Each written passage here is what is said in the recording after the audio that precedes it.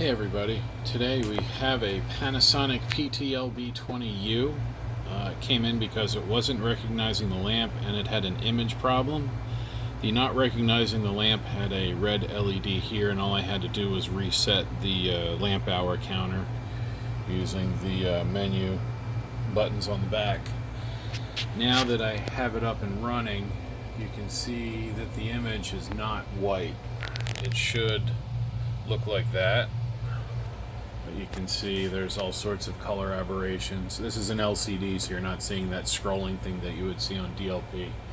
But you can see there's some yellow up here, some pink, some blue. It could be the optical polarizers. It also could be dust. So what we're going to do first is shut it down, and then we'll open it up and see if it needs a good cleaning. Lamp is brand new. The insides didn't look awful, but I do see some telltale signs of dust, like here, and the filter looked way too new to be cleaned, or the original, so they may have been having issues for a while. So let's get it back on the bench and see what it looks like inside. Alright, so this is just held together with a handful of Phillips screws. These little fellers here.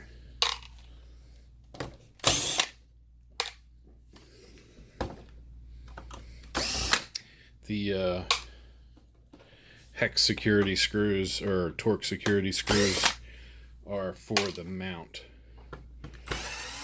which the customer still has. Let's also get the lamp out, because the lamp is still hot and I don't feel like getting burned.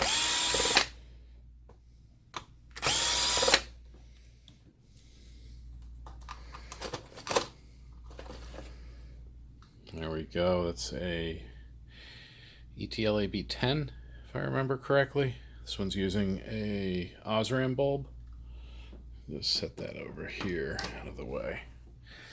Alright, so those screws are out. I believe that should let this upper shell come off.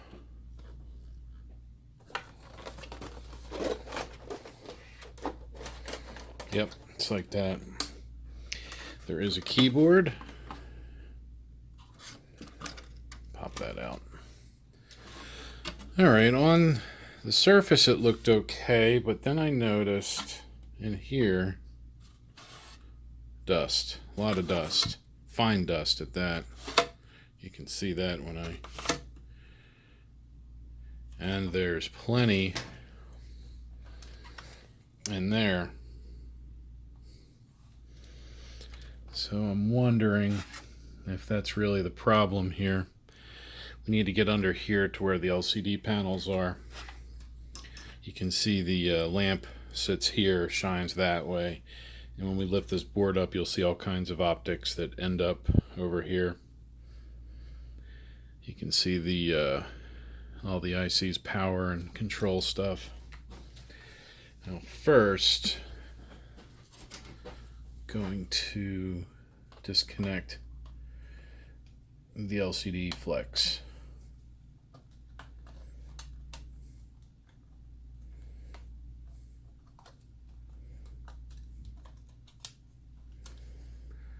Then we have, I believe this is a fan.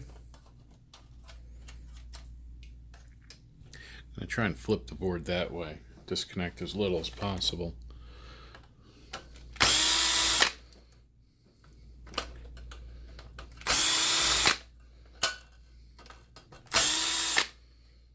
I really don't need to take that one out, but I do need to get this whole metal shield loose to let the board flip, so hopefully those two screws are enough. If not, I'll take the metal out all the way. Haven't worked on one of these in a while. It's an older projector, but still decent. Okay. We have two here.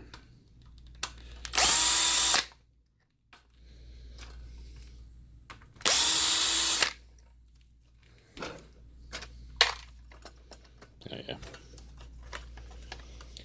Alright, so we'll move that out of the way.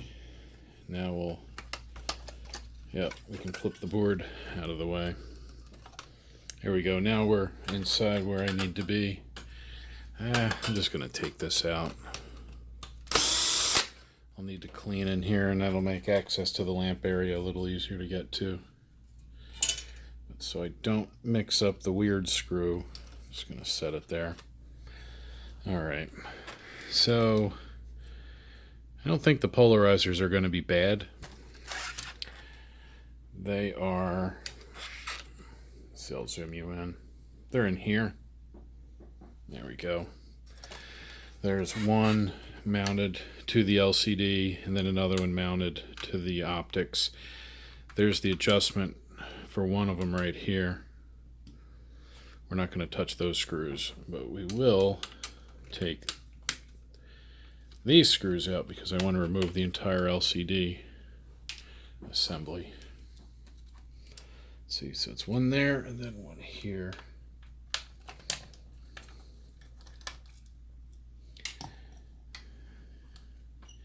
I think we're just looking at a lot of dust buildup. Yep. See all that? All over the lens. The light hits it and it just diffracts it. Spreads it everywhere. This should be just clear. That's all dust. There's probably dust in there as well. Yep. There's the other polarizer right here. Shouldn't have all that dust all over it. So let me go clean this off real quick using my low pressure air compressor, and then we'll see what it looks like after it's clean. Okay, so just a little treatment with some low pressure air, about 15 to 20 psi. Works really well. I didn't want to knock any of these out of position because these are just kind of sitting in there. They're not glued or affixed aside from the plastic holding them. And so I was careful on those. I also put air into the vent on the bottom and to here. There's a filter that is normally installed in there, which I will install before it goes. And what that does is there's two fans. That fan, back out a little. We have two fans, one here and one here, that pull the air in and then blow it through ductwork to feed the optics. You can see the outlets for that ductwork in here. Those holes, those holes, those holes, and there's more. And they go right up into the optic area. They're supposed to be keeping the polarizers clean, but once the dust starts to build up, there's not much you can do until you clear it out. And then here's the optical block. This one still has a little bit on it. I may do this one with some chamois, because that blue still has a little bit in there. You can see it down the bottom there. The polarizer itself looks good. I don't know if you guys can see that. It's that piece of glass right there. Now let me get a chamois and do that. And that should be clean. You can kind of see us shining through the red panel. I don't know why that doesn't look red to you guys. It looks red to my eyes. And not supposed to be green. See, I still think there's a little bit on the green panel. Blue looks good though.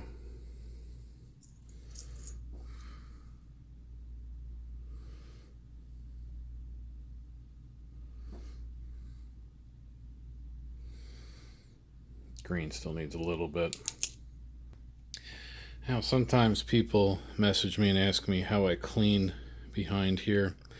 First I use air and try to just get air in there and try to get everything loose. If not, I use a chamois or microfiber, and then this little modified poker tool that's actually was for removing pins from Molex connectors. But I have a gentle bend on it that helps me get underneath the polarizer without scratching it. And that's the important part, is you don't want to hit that piece of glass. And then I just run the microfiber chamois across, being sure not to ever touch any of these optics with my actual fingers, because that would just add more mess to clean. And then we'll do this side too. There we go, and that's about as good as it's going to get.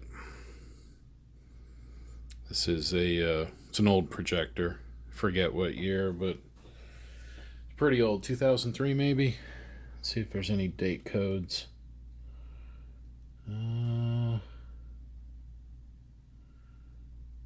Yeah, there's a bunch, but I don't know what they mean. I'll look it up. When I post a video, I'll put something that says what year it was made over here. Alright, so now we're going to reinstall this. And that just sets right back in place. There's pins that line it right up.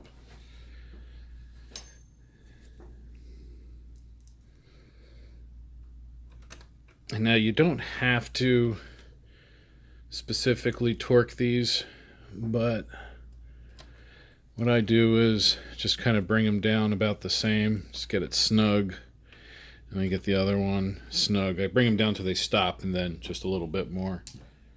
You don't want to warp the plastic or crush it. Then we'll flip the main board back around and just guide the flexes back through the board holes.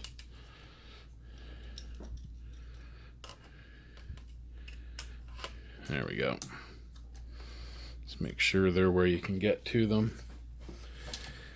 And then that fan wire that I pulled out, let's get that where we need it.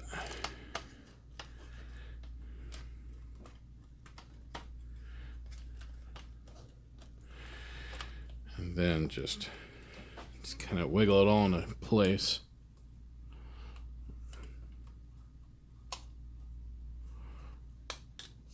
Alright. And then to get them to drop, get the board to drop down, we need to make sure we have it in the back.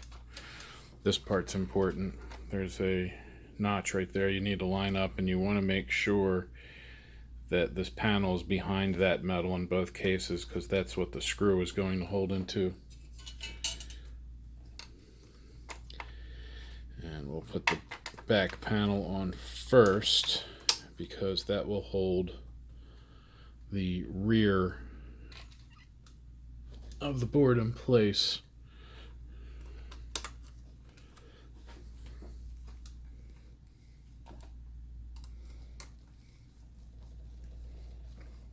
Pardon me. Bumping the camera with the screwdriver. And then the second one on the other side on the back.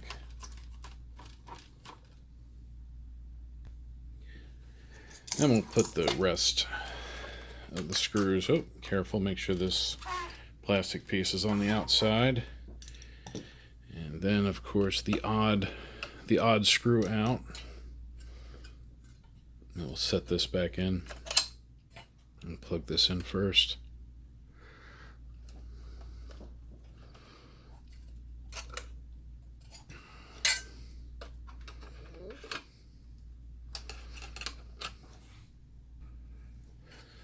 All right, let's set that back on.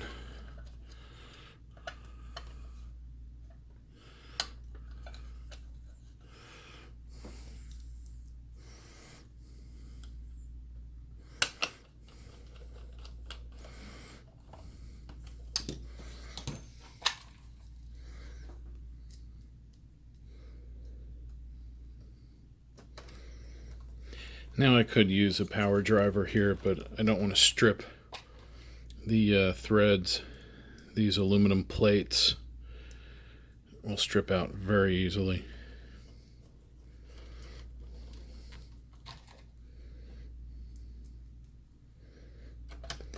Now the brass inserts are a little more forgiving, but it's only 3 screws left.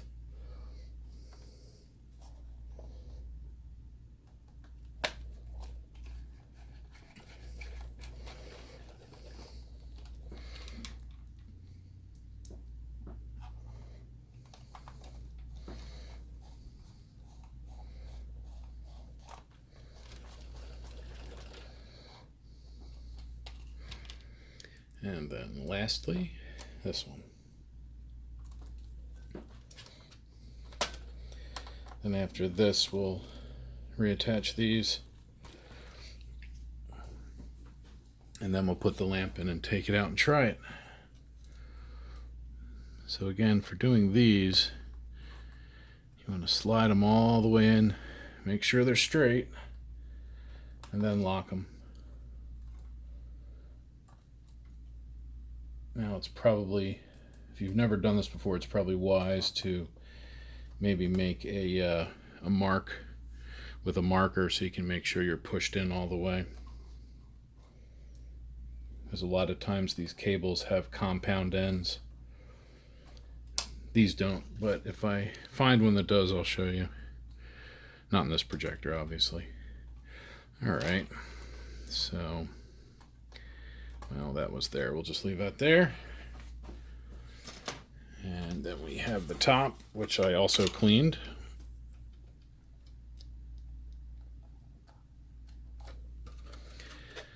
And then we'll just slide this back down. You can see it just matches right up with the seam. Alright, and then these screws, the plastic ones, I will put in using the driver, but I have the clutch turned all the way down. If you're familiar with your screw gun, feel free to use your clutch settings as you need to. I have these set to 2, but I also know this drill very well, so there's nothing wrong with that. Then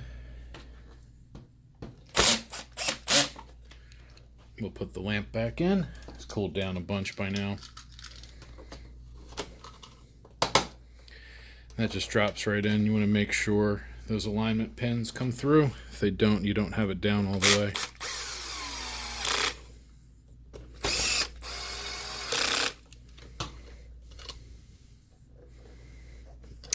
There we go. Now it's down. And we can put the lamp cover on, because there is a switch that tab hits. You can hear it. And that tells the projector that the lamp door is closed and that it's safe to turn on. So let's bring this out to the test area after we install the new filter. Yeah, see, this is the filter they sent along. This just seems like a chunk of something. I don't think this is really a filter. I think it's going to restrict airflow. So I'm going to get a real piece of filter. Now, personally, I like using this stuff. I get it from McMaster-Carr. Get it in a sheet. It's just some thin open cell foam. I'll lay the old filter on top.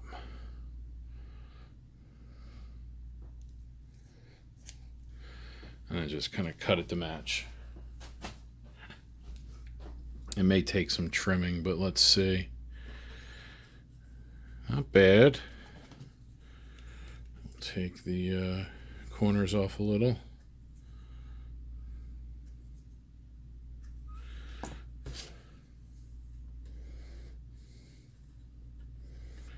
Let me see, it's just a little long.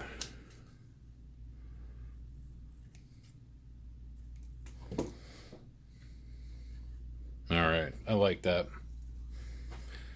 And then we'll take this piece and lock that filter into place. So that's much better. I think this is from a bag. Feels like that. Yeah, that is not a filter. I tried to blow through it and I was barely able to blow through it.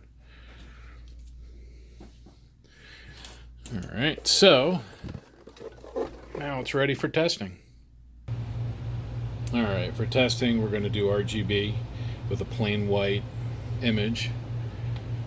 It's powered up, angled up a little. They have it ceiling mounted. Let's check, see what we get. So far it's promising.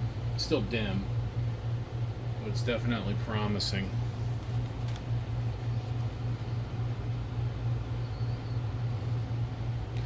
I don't believe there's a test pattern.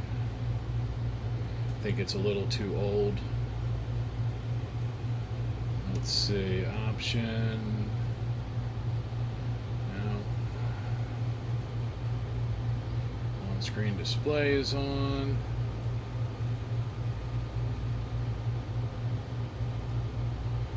No.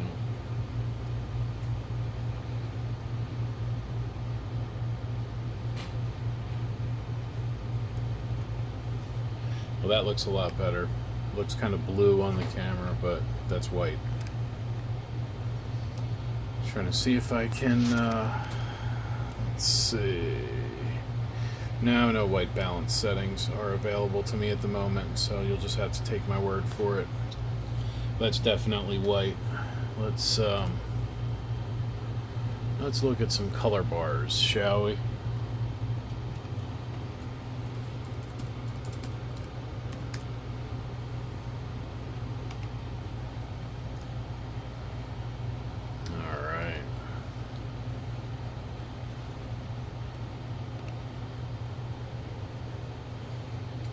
There we go. So we can see we have some good color bars here. Picture looks good. I'll see if I can zoom in on it. Maybe that'll help with the white balance. Not really. But let's see. That's definitely white. Yellow. Gray maybe? I don't know. Yellow again. Blue. Red and blue. Some other colors on the bottom. But in person it looks right. It doesn't have that blue tinge to it that you're probably seeing. So that did it. Fortunately, we did not have bad polarizers. We only had a lot of dust. If you watch any of my other projector videos, you can see that dust is probably one of the largest offenders that'll cause projector problems. So we're going to shut this down. And then once the fan turns off, I'm going to wipe down the outside and we'll get it back to the customer.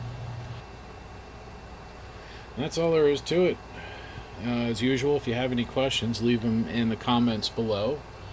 If you like my videos, go ahead and click that subscribe button if you want, or just check back whenever it's good for you.